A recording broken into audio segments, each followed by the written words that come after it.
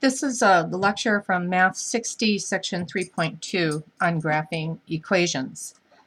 This is probably one of the most important lectures that you'll get. They're all important, but this one is kind of a heavy hitter. So please, if you have to watch this video a few times, that's okay, but make sure that you understand everything that I'm talking about. When you're determining whether an ordered pair is a solution to an equation, your work must look like this homework example. And here's the problem right here. It says check to see if 2, 7, this is an ordered pair, is a solution for this equation. 4 times b minus 3 times a is equal to 22. Now, this equation has two variables in it, a and b. When they give you the ordered pair, it's understood that 2 goes in for A and 7 goes in for B. That's the ordered pair. The process is really very simple.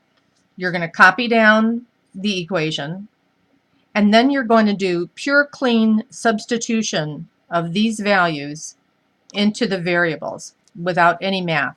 So instead of 4 times B, it's going to say 4 times 7 because 7 is B. Minus, and instead of 3 times a, it's going to say 3 times 2 is equal to 22. Now, keep in mind that because this 22 is by itself in the equation, it's just going to trickle down. You're not going to change anything in there. The next line, I'm going to do follow the rules for order of operations. 4 times 7 is 28. There's my subtraction sign, and 3 times 2 is 6. 28 minus 6 is 22. Well, because 22 is equal to 22, that's a good thing, so it turned out to be true, then indeed this ordered pair is a solution because it worked. Once I substituted in the values and cranked it out, I ended up with both sides being equal. Solutions that work in equations like the one above are ordered pairs. It's ordered pairs when you have two variables in an equation. Equations that have two variables and the exponents on the variables are 1, they have infinitely many solutions and end up forming a line when you plot them on a grid. And this is going to be clear to you in just a moment. Just keep in mind the difference between this kind of an equation and the equations that we had back in Chapter 2 that had only one variable. This is going to have multiple solutions, whereas the ones in Chapter 2, if it worked, for the most part, there was just going to be one answer. Okay, let's take a look. You need to know that any equation can be written in this form. And if it can, then it's considered to be linear. That means when you go to graph this thing, and you'll be doing this pretty soon, when you go to graph it, it's going to form a line, and so it's called linear. Now there's another form, this form right here, where it says a times x plus b times y is equal to c, is referred to as the standard form for a linear equation. You need to be comfortable with either one of these guys. And just make sure that you understand when the directions ask you to put something in one form or the other, that you understand what they're talking about. Okay, when you are finding some solutions to a linear equation, like up above, we found we're determining whether the ordered pair, we were given this ordered pair and we wanted to check to see if it was a solution. But when you have to find solutions to a linear equation, your work should look like what we're going to do right here. Here are the directions. Graph the following equation by first finding 3 ordered pairs. So here's the equation right here. Y equals -3 x plus 1. Now, when you're asked to do this, you get to pick the numbers. So I suggest that you pick really smart. Don't make your numbers too cuckoo. I generally go for something like this.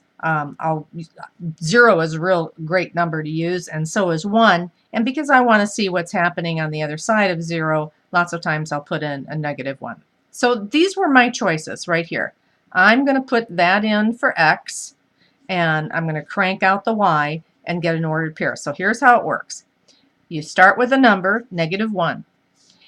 You go ahead and take your equation, and you're going to have to set up a table like this and use a ruler.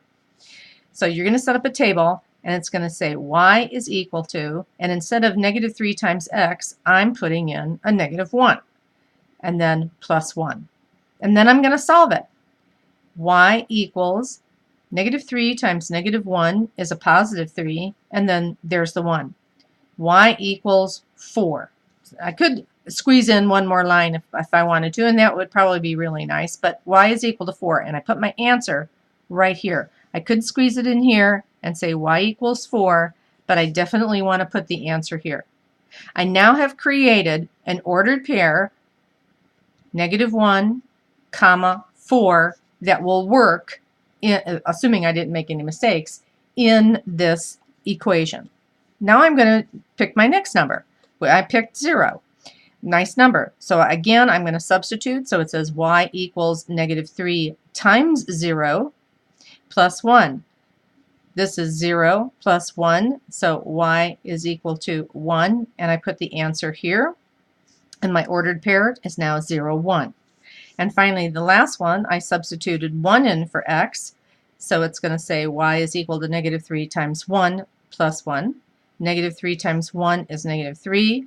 Y is equal to -2, and there's my answer, and there's my ordered pair. The only thing I have left to do is go ahead and make a grid and plot the points. So -1, 4 is right there. It's supposed to be right on the crosshairs. 0, 1, sorry, it's just a bad picture, is right here. And 1, -2 is right here. And I draw my line with a ruler. You have to have these arrows on here to indicate that it goes infinitely far in both directions. And a good student will go ahead and take the equation and write it alongside the line so that anybody who picks up your graph and looks at it can see that this is the graph of this equation. Notice I have arrows on my grid, and notice I have the axes labeled. So there you have it. That's part 1.